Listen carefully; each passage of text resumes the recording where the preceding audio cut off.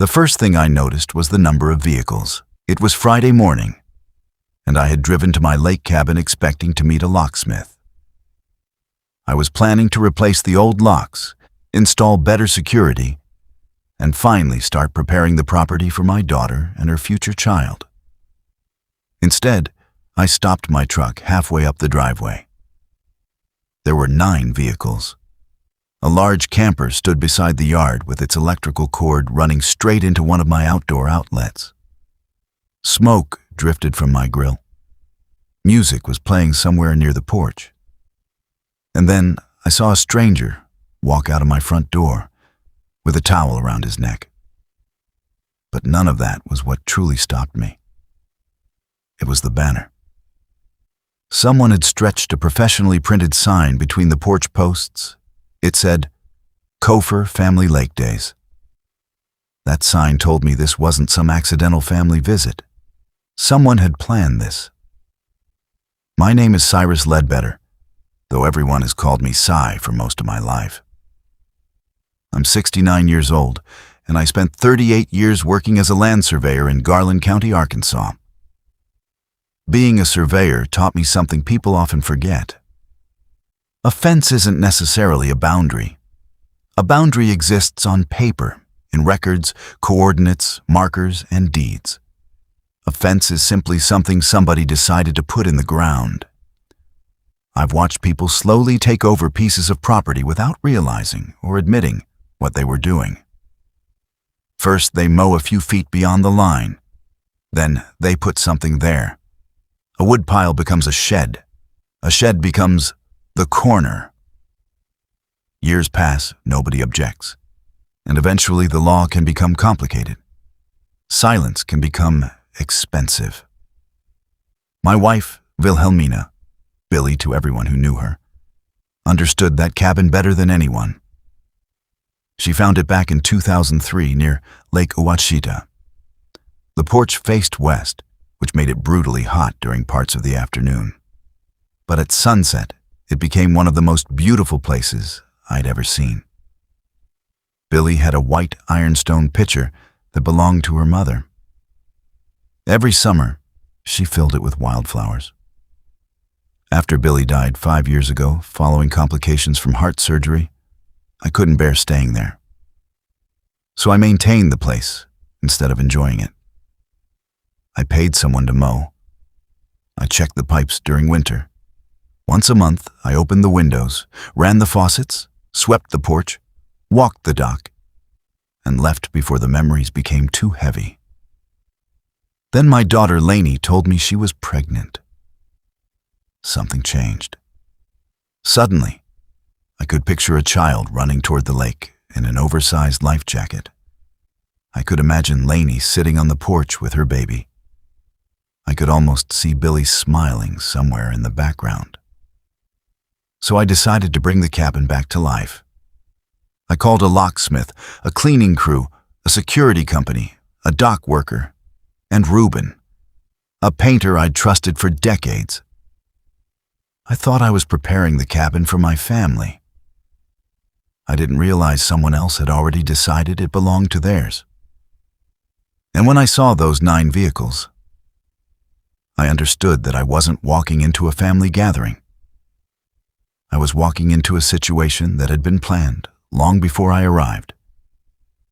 But I still hadn't seen the one thing in that yard that hurt more than the strangers, the vehicles, or the banner. And when I finally noticed it, I almost forgot how to breathe. Outside the restaurant, my father didn't seem angry. That was the strange thing. He adjusted his coat, looked at the street, and simply said, "You didn't have to do that." "Yes, I did," I told him. He paused before giving me the kind of small smile he always gave when he didn't want to make a big deal out of something. Then he said almost casually, "The chicken was pretty good, though." My wife laughed. I couldn't, not yet. Later that night, my father and I sat together in the hotel lobby. We avoided talking directly about the dinner. Instead, we discussed Eleanor's architecture work, the condition of his truck, and a neighbor back home who was apparently making a mess of a home renovation. Then my father suddenly looked at me. "I want to show you something." He went upstairs and returned with an old duffel bag. From inside, he pulled out a thick manila folder. I had never seen it before. He placed it on the table. "I haven't told you everything about my business," he said. That sentence alone caught me completely off guard. My father began explaining. Years earlier, in 1987, he had started a small manufacturing company with roughly $11,000 he had saved while working at a machine shop. He called it Brock Industrial Supply and initially operated from a garage. He had only 2 customers. For years, he worked extremely long hours. I remembered him disappearing into the garage when I was young, but I had never understood what he was doing there. By the mid-1990s, the company had grown to more than 20 employees and occupied its own warehouse. He expanded into agricultural equipment components, a decision that eventually proved extremely profitable. By the time I entered college, the company was generating millions in annual revenue. I stared at him, but he wasn't finished. He had deliberately kept his success hidden from me. He explained that he had watched money destroy relationships within his own family. He didn't want wealth to become the foundation of my life. He wanted me to discover my own abilities, make my own mistakes, and build something without depending on a safety net I didn't even know existed. That explained everything. The old house, the ordinary truck, the simple clothes, the way he never complained, the way he never told me that financial help was available. Then he handed me another document. In 2019, he had sold the company. I looked at the final figure. $43 million. I read it again because my mind refused to accept it.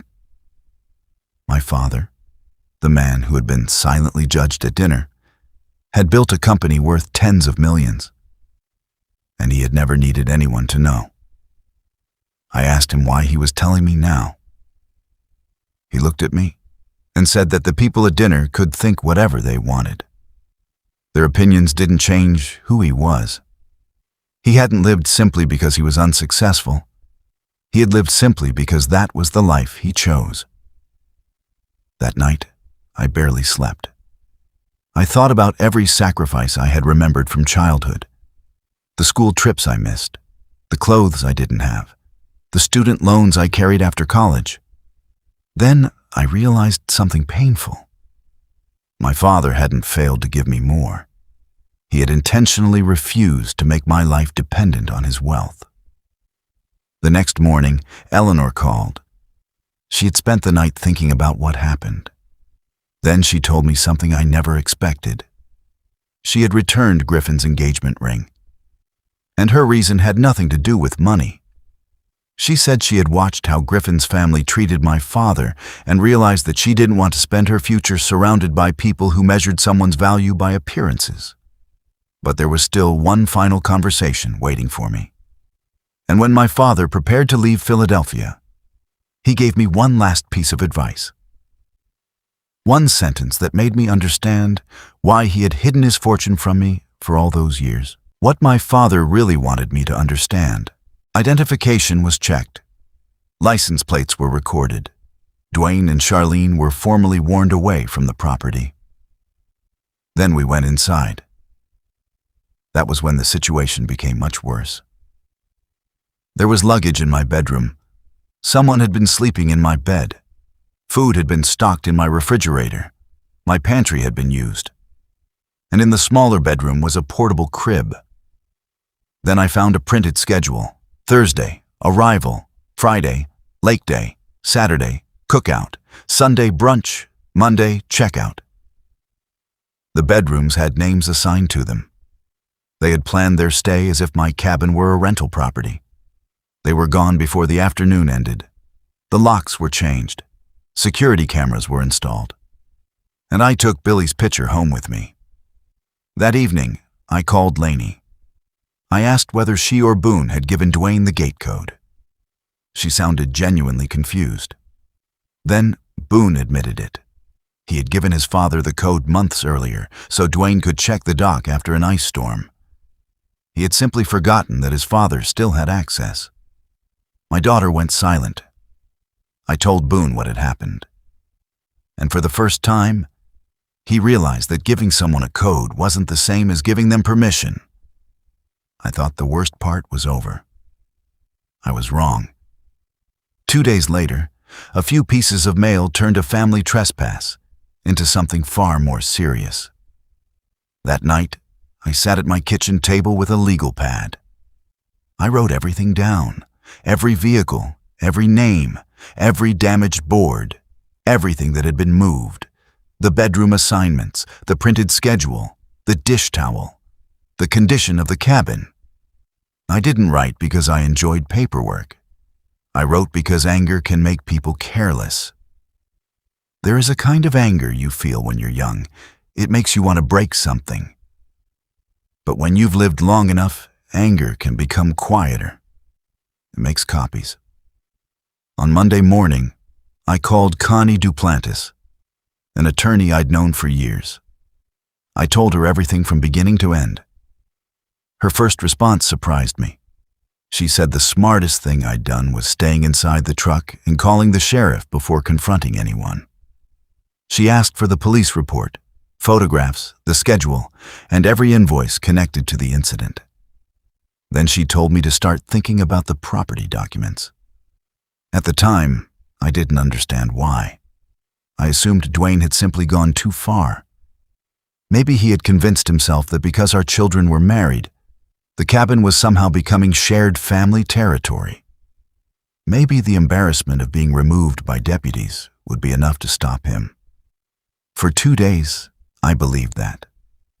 Then Wednesday afternoon arrived. I drove back to the cabin to meet Reuben, the painter. Before heading inside, I stopped at the mailbox near the entrance. There were 4 pieces of mail. 1 belonged to me, the other 3 didn't. The first was a glossy postcard from a vacation rental company. It was addressed to Dwayne at my property. I stared at it. Then I opened the next piece. It was correspondence from an insurance agency in Benton. The letter mentioned short-term rental liability coverage for a lakefront property. Then came the third envelope. It was from the county. The name on it was Quarry Point Retreat, LLC. I stood there with the envelopes in my hand while the wind moved through the trees beside the lake. Suddenly, the banner made sense. The camper made sense. The printed schedule made sense. The assigned bedrooms made sense. This wasn't just a weekend gathering. Someone had apparently been preparing to use my cabin as a business. I immediately sent everything to Connie. She called me back before I had even reached the county road. Her instructions were simple. Don't throw anything away. Don't call Dwayne. And most importantly, don't call Lainey yet. That last instruction was difficult. I asked why. She didn't answer immediately. I could hear the seriousness in her voice. At that moment, I realized something I hadn't considered before. The cabin wasn't merely a building. It was an asset with a history, a legal identity, and records attached to it. And if someone had started arranging rental insurance, receiving business mail, and apparently advertising the property without my permission, then the problem had moved far beyond an uncomfortable family disagreement. It had become a matter of documentation. And documentation was the language I understood. For almost 4 decades, my job had been about proving where one piece of land ended and another began. Now I had to do the same thing with my own family. I thought about Billy. I thought about the porch. I thought about that white pitcher sitting safely beside me. And I realized the real fight wasn't going to be about who got to spend a weekend at the lake. It was going to be about who believed they had the right to decide what happened to the place Billy and I had built our memories around. And the most frightening part was this. If Dwayne had already started treating my cabin like a business, I had no idea how far his plans had gone, or what he intended to do next.